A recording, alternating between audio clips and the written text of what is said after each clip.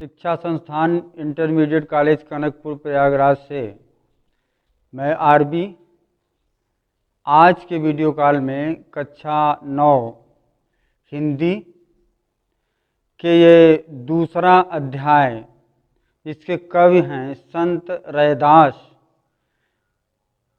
इस तरफ आपका ध्यान आकर्षित करना चाहूँगा। आप ध्यान दें। आइए देखें, ये कवि रैदास द्वारा लिखित काव्य है।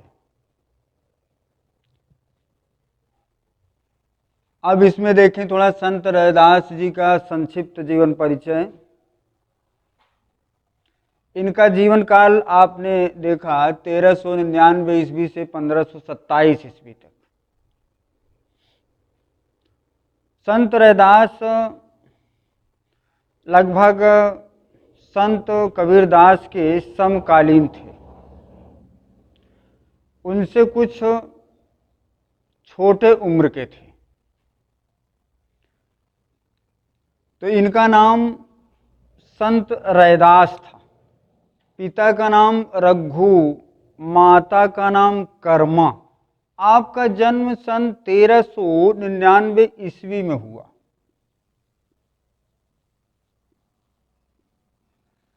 स्थान काशी में।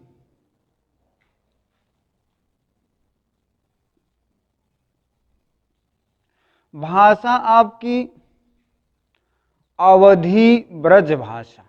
आपने जो काव्य लिखा अवधी और ब्रज भाषा में लिखा। शैली आपकी उपदेशात्मक थी। रचनाएं आदि गुरु ग्रंथ, वाणी,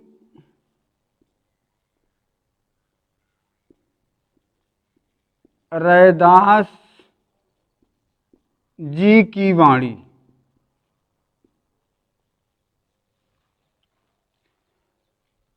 आपने 84 पद लिखा और 6 साखियां लिखा।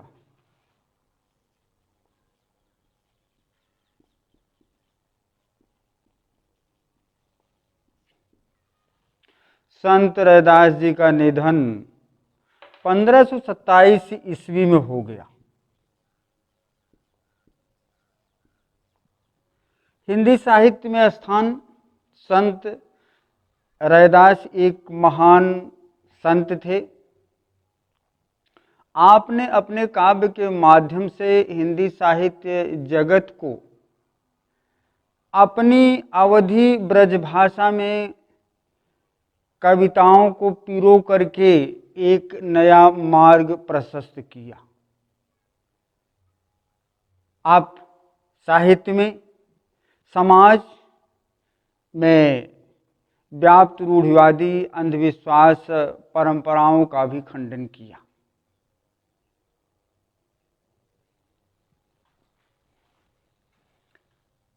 आगे आप देखें संत रैदास जी का ये पद। प्रभु जी तुम चंदन हम पानी, जाकी अंग अंग बास समानी।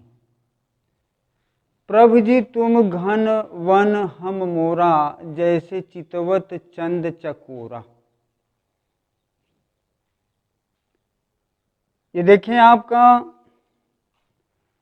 गेय पद है। कैसा छंद है?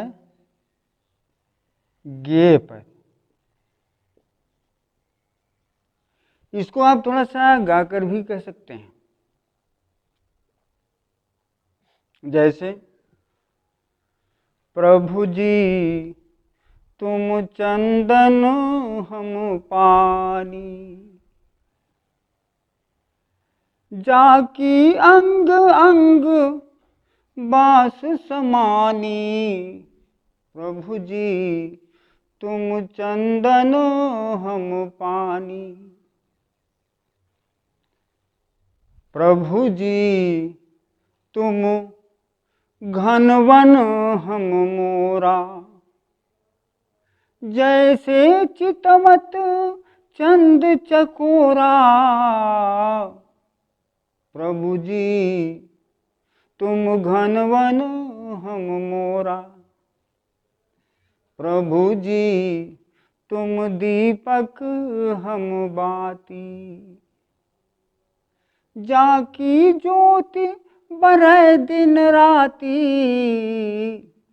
प्रभु जी तुम दीपक हम बाती। प्रभु जी तुम मोती हम धागा। जैसे सो नहीं मिलत सुहागा। प्रभु जी तुम मोती हम धागा।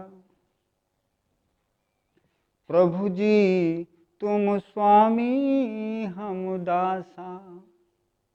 प्रभु जी तुम स्वामी हम दासा। ऐसी भक्ति करे रैदासा। प्रभु जी तुम स्वामी हम दासा। ये आपका गेय पद छंद है। अब आगे आप देखिए शाब्दार्थ में। बांस माने सुगंध। समानी का अर्थ समा गई। घन माने बादल। वन माने जंगल। जैसे चितवत। चितवत माने देखता है। चंद चंद्रमा। चकोरा चकोर पक्षी।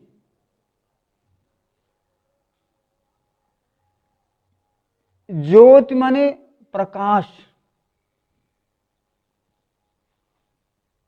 सोनहि माने स्वर्ण। सुहागा माने सोनहि मिलत सुहागा। अच्छा। स्वामी माने मालिक। दासा माने सेवक। रैदासा संत रैदास। संदर्भ देखें। प्रस्तुत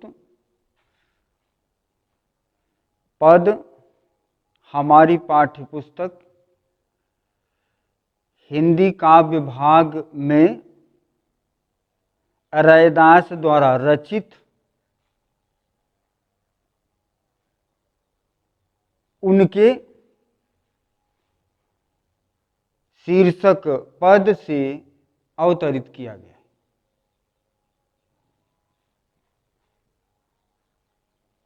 प्रसंग। प्रस्तुत पद्यांश में कवि ने भगवान के प्रति आत्मसमर्पण करके हर तरीके से उनके अधीन बताया है और कहा है कि ईश्वर की शरण में बिना गए मुक्ति प्राप्त नहीं हो सकती। अर्थात अंततः ईश्वर की शरण में इस आत्मा को जाना ही है।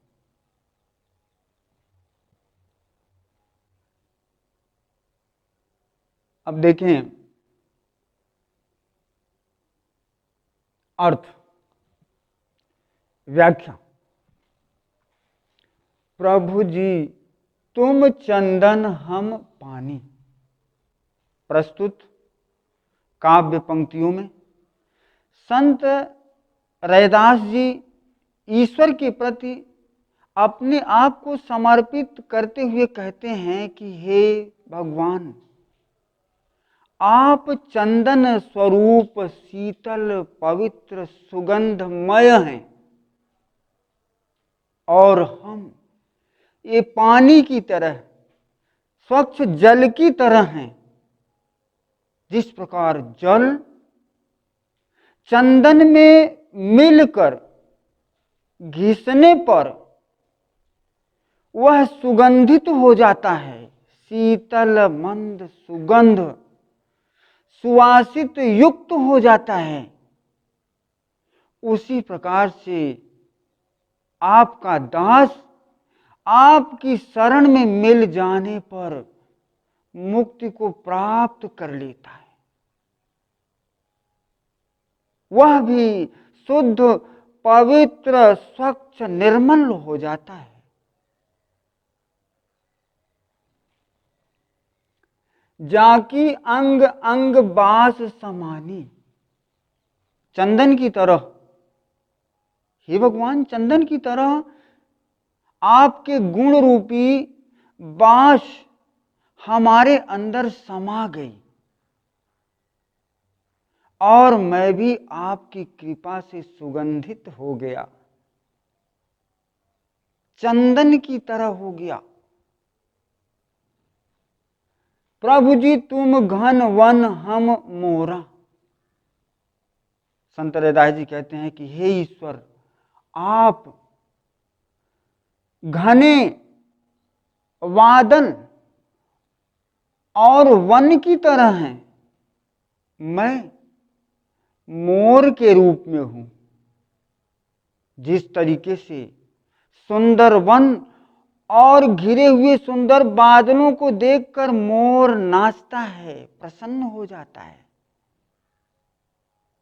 उसी तरीके से आपका दर्शन प्राप्त करने पर मैं भी प्रसन्न हो जाता हूं, धन्य हो जाता हूं, मुझे भी मुक्ति प्राप्त हो जाती है। जैसे चितवत चंद चकोरा, जिस तरीके से घने बादल को देखकर चकोर पक्षी देखता रहता है, उसी तरीके से आपका स्वरूप देखकर मैं भी भाव विभोर हो जाता हूं, प्रसन्न हो जाता हूं। प्रभु जी तुम दीपक हम बाती, जाकी ज्योति बरय दिन राती। हे ईश्वर, आप दीपक स्वरूप हैं, तेज स्वरूप हैं, प्रकाशमान हैं, ज्ञान और प्रकाश देने वाले हैं। जाकी ज्योति बरय दिन राती, आपके ज्ञान का प्रकाश दिन रात पूरे संसार में प्रकाशित होता हुआ दिखाई दे रहा है। और उसी प्रकार आपके ज्ञान के प्रकाश से मैं भी प्रकाशित होकर अपने आप को धन्य हो गया। मैं भी ज्ञानवान, बुद्धिमान, तेजवान, धैर्यवान, गुणवान हो गया। प्रभु जी तुम मोती हम धागा, जैसे सोनहि मिलत सुहागा। हे ईश्वर, आप मोती के स्वरूप हैं और हम धागे के रूप में हैं। जिस तरीके से मोती धागे में जड़ करके उसमें पिरो करके धागे की शोभा बढ़ा देता है और सोने में, स्वर्ण में उस तागे को मिलकर सोने में सुहागा हो जाता है, वह धागा भी धन्य हो जाता है मोती को प्राप्त करके।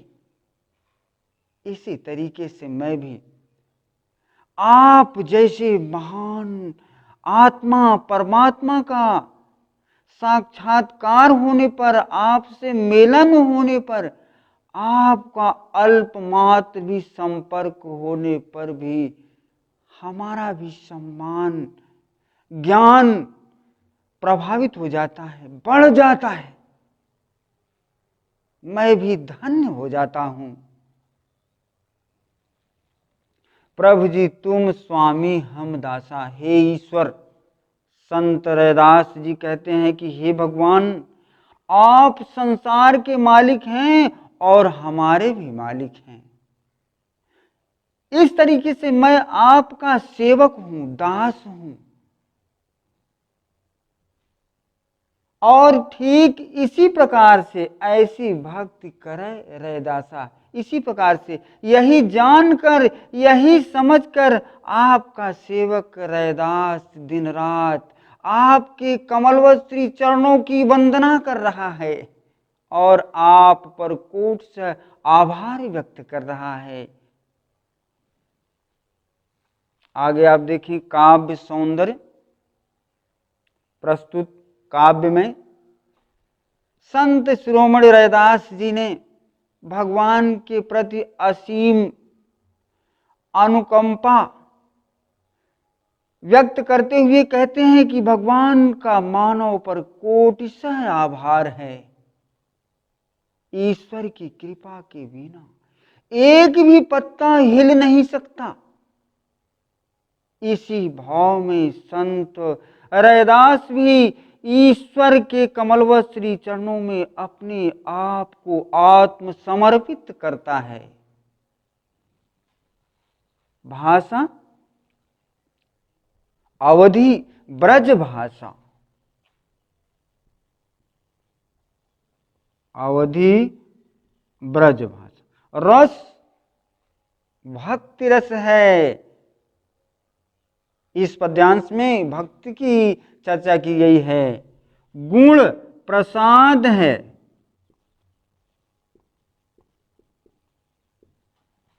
अलंकार उपमा अनुप्रास पुनरुक्ति प्रकाश अलंकार है। शैली उपदेशात्मक शैली है। संत रैदास जी ने मानव को संदेश उपदेशात्मक रूप में दिया है। रूढ़िवादिता अंधविश्वास को दूर करने का प्रयास किया है। छंद गेय पद। इस प्रकार से आज ये संत रैदास कवि का ये अध्याय यहाँ तक से समाप्त किया जाता है। अगले दिन आपको काव्य भाग का अगला अध्याय बताया जाएगा।